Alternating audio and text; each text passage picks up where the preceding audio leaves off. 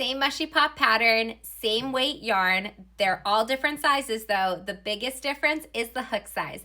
Today I decided to try the same pattern with 5 different hook sizes to see what the fidget mushroom pop experience is like and rate it from 1 to 10. So let's see which ones are our favorite.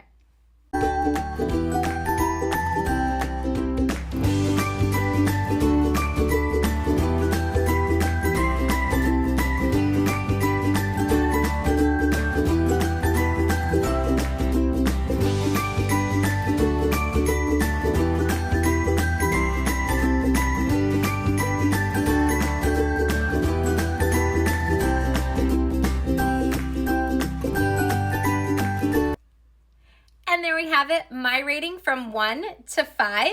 These are definitely fun to make, definitely recommend a smaller hook size, but I'd like you to give it a try. Let me know what you think and what hook size you prefer with your little Mushie Pop.